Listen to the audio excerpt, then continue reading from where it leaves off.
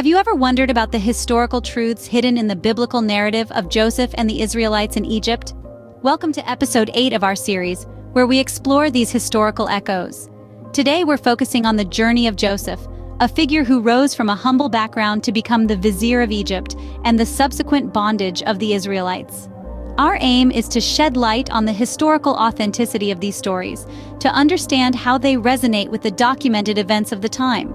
We'll be drawing from various historical sources, archaeological findings, and ancient literature to piece together the truth.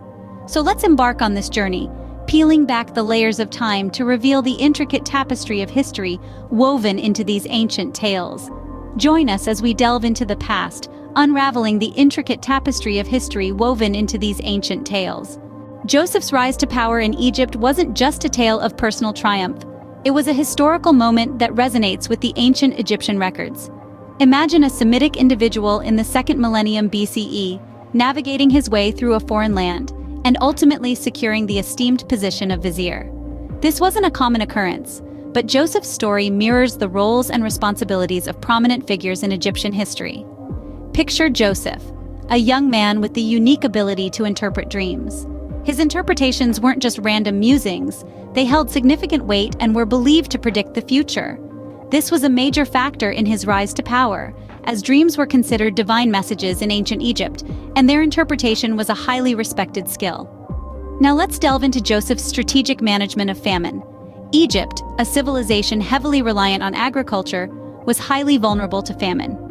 Joseph's foresight and planning ensured a steady supply of grain during 7 years of scarcity. This not only saved Egypt from a devastating famine, but also elevated Joseph's status, solidifying his position as vizier.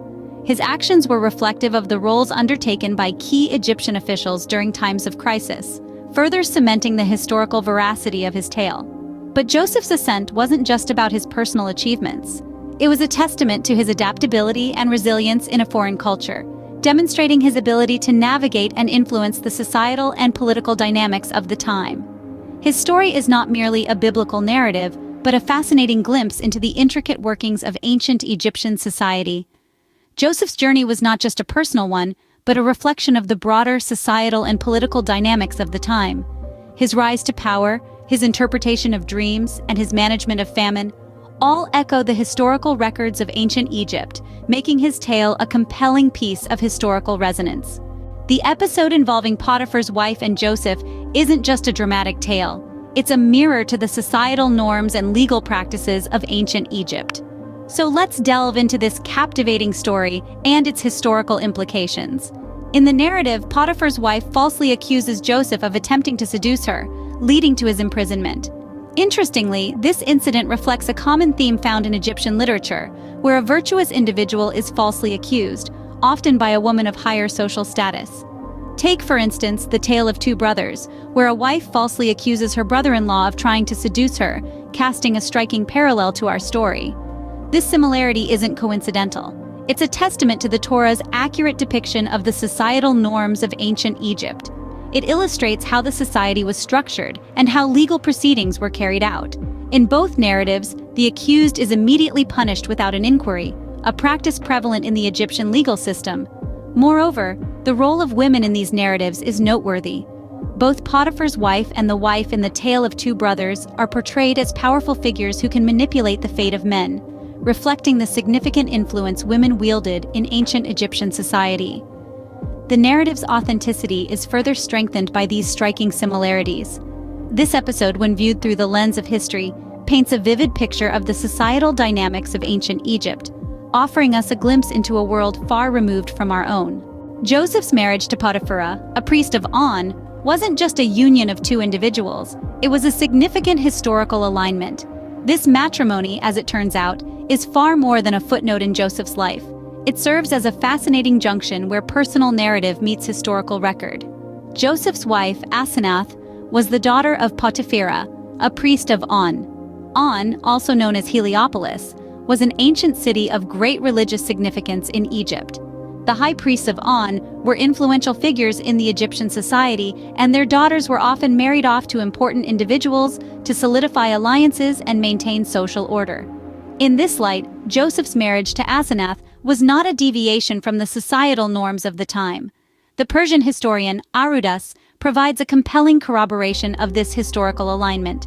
In his accounts, he mentions the city of On and its priests, and even specifically names a priest called Potipharah. These details remarkably align with the biblical narrative, further affirming its historical accuracy.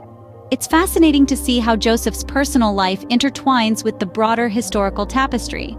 His marriage to Asenath, far from being a mere romantic subplot, serves as a testament to the Torah's intricate understanding of Egyptian society. Even the details of his familial ties echo the historical realities of the time. Joseph's personal life, too, echoes the historical realities of the time. The period of Israelite bondage in Egypt wasn't just a time of struggle. It was a historical reality corroborated by abundant archaeological evidence. This chapter of history unveils how the Israelites, likely including the Hebrews, were subjected to heavy labor under the whip of Egyptian taskmasters. The imagery of these scenes, etched into the annals of time, aligns with paintings, sculptures, and documents from that era, providing us with a vivid picture of their trials and tribulations. But the story doesn't end there.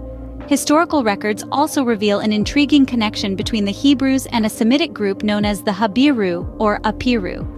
These people were often depicted in Egyptian records as slaves or laborers, mirroring the biblical narrative of the Israelites' bondage. This correlation between the Hebrews and the Habiru or Apiru further cements the historical credibility of the Torah's narrative, suggesting that the story of the Israelites' bondage is not merely a tale spun from the threads of imagination, but a testament to a gritty chapter in human history. As we delve deeper into this period, we find that the echoes of the past resonate loudly, underscoring the authenticity of these historical narratives. The Israelites' struggles in Egypt, far from being mere stories, are deeply rooted in historical truths. As we turn the page to the next scene of our story, let's remember that the echoes of history are not just whispers of the past. They are powerful reverberations that continue to shape our understanding of the world and our place in it. Archaeological findings aren't just remnants of the past. They are tangible links to the biblical account of Joseph and the Israelites in Egypt. Among these key archaeological findings is the famine stela, a significant artifact that resonates strongly with Joseph's strategic management of famine.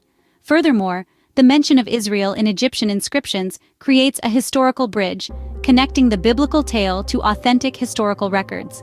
In addition to these, a chilling discovery that echoes the Torah's narrative is that of a children's cemetery.